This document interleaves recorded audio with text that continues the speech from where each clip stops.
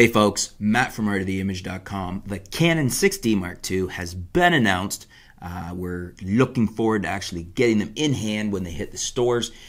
And it is a really, really nice full-frame DSLR. Very, very full-featured, with the notable exception of 4K video, which is one of the things that was a little disappointing to me. But the camera overall is a fantastic offering from Canon, and one of the best, if not the best values, I would say, in full-frame DSLRs on the market today.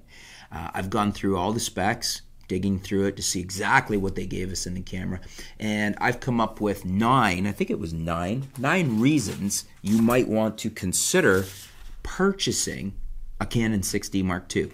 So these are my 9 reasons. Let me get the highlighter, and I'll go over them for you here. So the first is one I've already touched on, and that is the fact that it's full frame, and not just full frame, perhaps the best value full frame on the market when we consider all the features and what it offers and at the price point.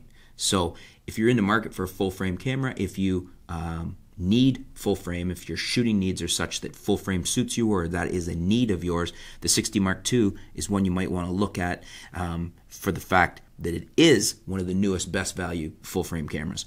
Number 2, vari-angle touchscreen LCD. You could argue this is 2 points. It's got the vari-angle LCD and it's a touchscreen. I'm lumping it as one, but it's got that fantastic full swingable, swing-aroundable, for lack of a better word for using a non-word, LCD that we've seen on the 80D, and we've seen it on several other Canon cameras now, and it's very good. The touchscreen ability is excellent. Canon's really done a good job on their touchscreen fully movable LCDs. I really like it. Very happy to see it on the 6D2.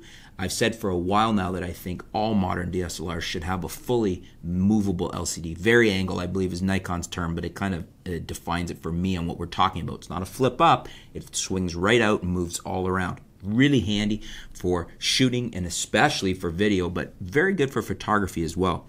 Number 3, we've got compact size, and it's smaller and lighter than most of its competitors, than most full-frame, most if not all full-frame DSLRs on the market. It's only 685 grams, that's 24 ounces for those of you that are still in the Imperial system. That is a fairly light, and this camera is fairly compact as well for a full-frame DSLR. Good job from Canon on getting the size down and keeping the weight down.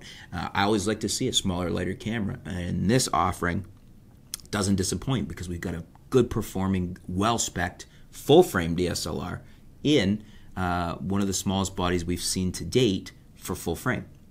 The next up is, and I should state these are in no particular order, they were just the reasons I came up with, but the sensor.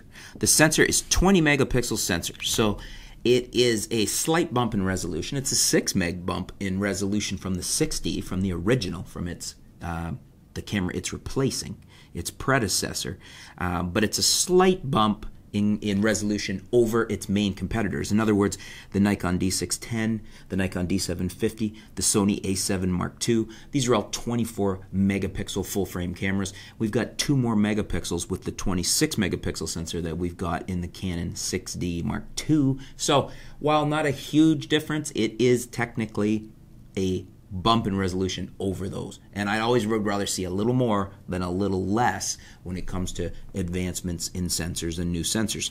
Next up, we've got the AF system, a 45-point all cross type AF system, and one of the big features here, one of the big things to note, is that it is a -3 EV low light ability system. In other words, it can shoot, it's rated to shoot in low light at up to -3 EV. That's very good. It's very decent. And I mean, while we would have liked to seen even better for Canon's basically bargain full-frame DSLR, that's a really good. It's nice that they haven't stripped it down to say -2. -3 is pretty decent. It wasn't that long ago that we would have we were shooting with cameras that didn't have that ability, and we would have loved to get it. And so it's a good offering. The 45-point all cross type is very nice too, because depending on your lenses, all of them are going to be cross type, and it's going to be a very strong AF system. We've seen this in some other Canon DSLRs, and it's a very, very good autofocus system.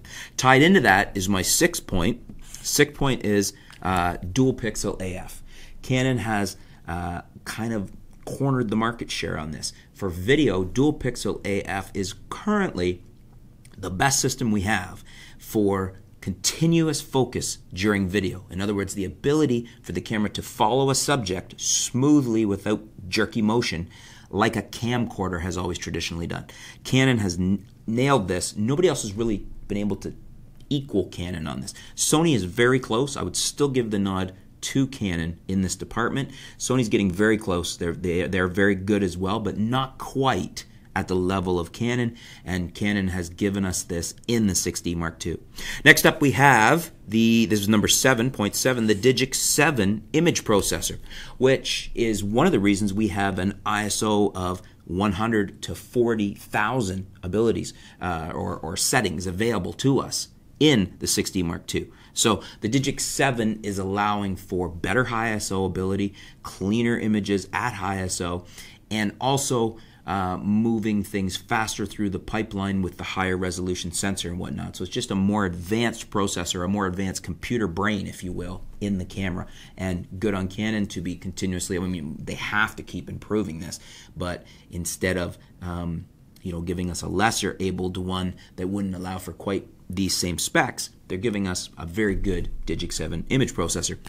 Number 8, dust and water resistant. This is actually a pretty good feature, especially for those of us that shoot outdoors a lot, or if you're in a dusty environment or a wet environment. Very good to have, and not always something you see on a lower priced, lower tiered DSLR, such as the 6D Mark II. I mean, you would expect it on something like a 5D4 and then up, but at a $2,000 price point, good on Canon to be giving this dust and water resistance feature to us at this price point.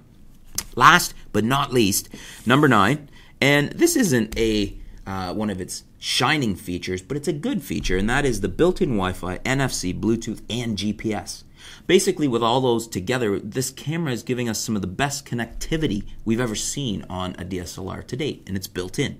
You don't have to add dongles or add extra things you have to buy to get this functionality. It's all built in. So it's one of the best connected cameras on the market today. So good on Canon for that too, giving us all this in this camera, in the 6D Mark II. So those are my 9 reasons why I think you should consider the 6D Mark II.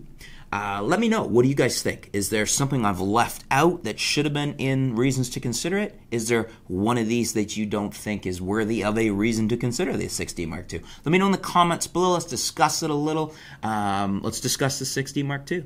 And thanks for tuning in. Stay tuned. We'll be back soon here at artoftheimage.com.